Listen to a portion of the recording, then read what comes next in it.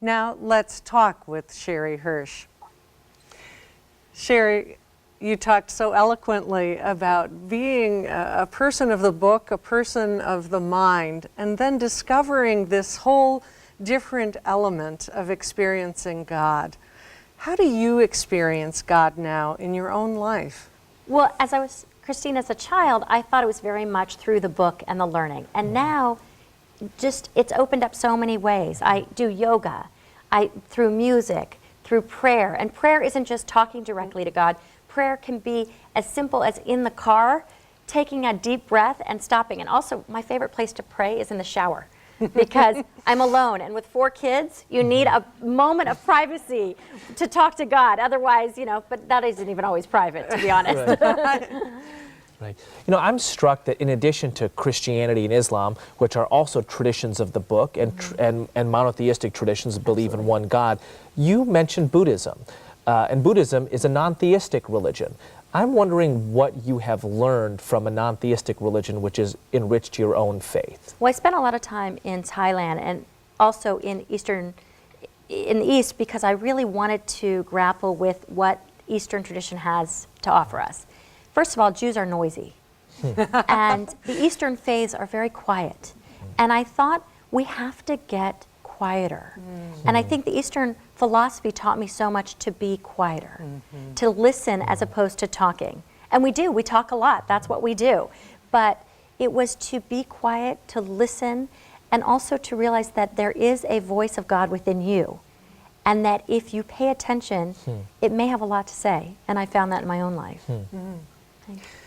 As you try on for size these other expressions, you say so beautifully that you are not giving up being a Jew, that this is still your central core. I don't know exactly how to put this, but how do these other traditions help you be a better Jew? Well, I think when you meet someone of faith, you share something very powerful. You both share a belief that the world is better because there is something greater than you. And so you already have a link.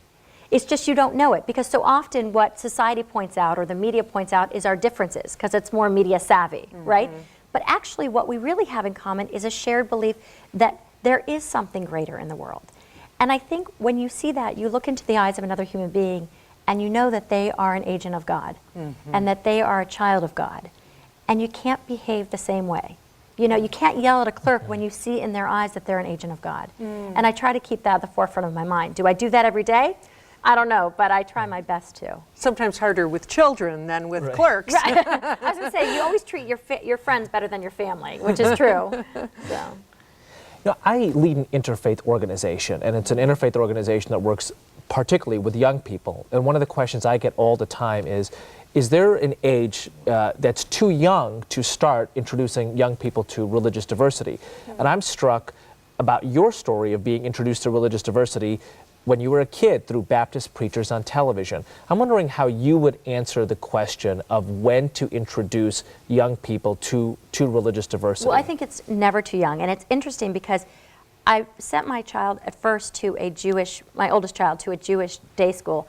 And then we moved him to a non-Jewish school, and it's there that he embraced his identity.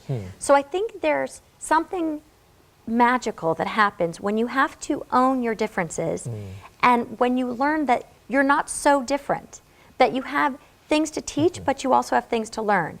And it's interesting because I've seen with all my children now, as they're entering into secular schools, into non-Jewish schools, how much they're embracing their own Judaism, and how I want them not to be threatened. My son, actually, just a short story, my son was giving his winter pageant in the church. And he asked me, do you think God would be upset? And I said, what do you think? Because, every training in parenting throws it back on them. And he said to me, actually, when I got in there, it was so beautiful that I thought, this must be a wonderful place of worship for people of the Christian faith. And I thought, okay, we're done for this holiday season. Right? Like, we're clear. Exactly. He's still a Jew, but he gets it. And the other thing I do, I was going to say, Eboo, is you can almost say anything in our house, but you can't say the word hate. Hate is the worst possible word you can say in our house. And I think that is a learned word and a learned sentiment. And you have to teach that it is a non-acceptable, worse than I think almost any other word. Even I hate spinach is not allowed in our Right. house. That's radical. Well, honestly, because you can, it extrapolates to something greater, and I don't want it to. Well, and that leads me to ask, what are some of the core values or ideas that you see in your own faith that are non-negotiable, if you will?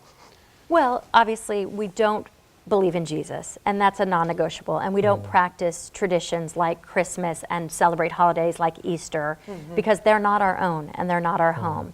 But we do share this essence of tikkun olam, of repairing the world, and that you give of service, and tzedakah, which is, people think it means charity, it actually means to make the world right.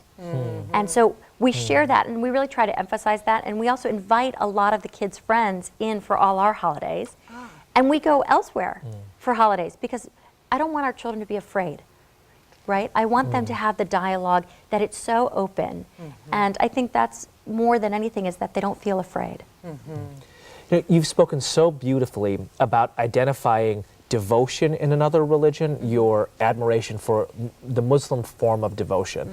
You just told that beautiful story about your son and him finding beauty in another religious space. But I'm struck by what you just said about Judaism and Tikkun Olam and the social action path within Judaism. Has there been a social action dimension of another religion that you've encountered and found admiration for? Well, absolutely. I mean, I see it in Christianity especially because we're very connected to the church. We have a church closer than our synagogue within walking distance. So we pass the church to go to our synagogue. And I see them very active, and our next door neighbors, we're very involved with them. So we've been very much inspired by that.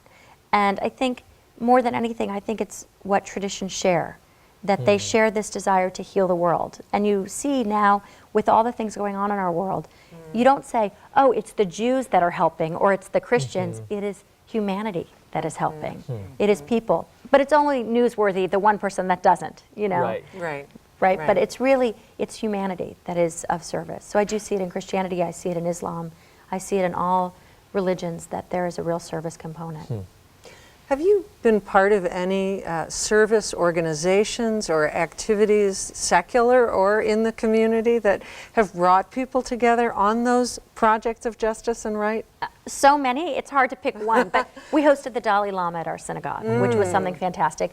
We go every year on, I don't want to say once a year to Thanksgiving to serve meals, but that's the day we definitively go. But our synagogue, for example, every month we run a homeless shelter and we run a kitchen. So we go back and forth, and it's so fluid. And actually one of the biggest decisions I had as a rabbi in the pulpit was I wanted to bring a gospel choir into the pulpit for Martin Luther King Day. And there was a little bit of hesitation. What if they start singing Jesus? And I said, oh, what if they would actually have passion?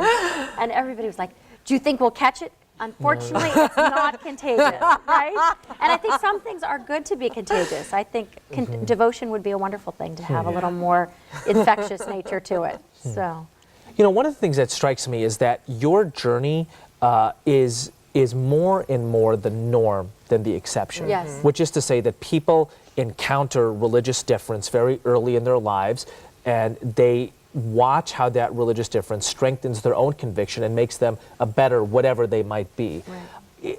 The other thing that strikes me is that not only is that the norm now, but it's affected remarkable people throughout 20th century history. I think about Gandhi in London reading the Sermon on the Mount and finding some of the core dimensions of Hinduism within that ethic. I think right, about Heschel, Martin Luther King. There you go. Right. Well, that's exactly what I was going to ask Yeah. you. Is there a hero that you hold up who was deeply committed to his own religion but found it enriched by encounter with another religion?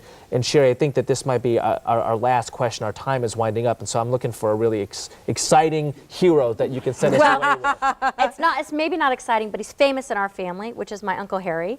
He was a rabbi for 50 years in the same congregation, but he marched with Martin Luther King and with Heschel on the March on Washington, and spent many, many days in Selma, Alabama.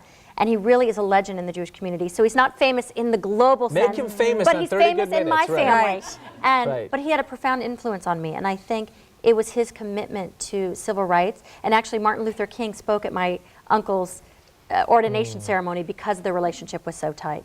And so Wow. truly famous for me, but not necessarily famous for the world. Well, I mean, this is I think, a remarkable part of your narrative. The Dalai Lama came to your congregation. Right, that was incredible. In your family was somebody who marched with Martin Luther King Jr. Honestly. I mean, it's a story that ought to be told. Thank So, and thank you for telling just a part of it with us right now.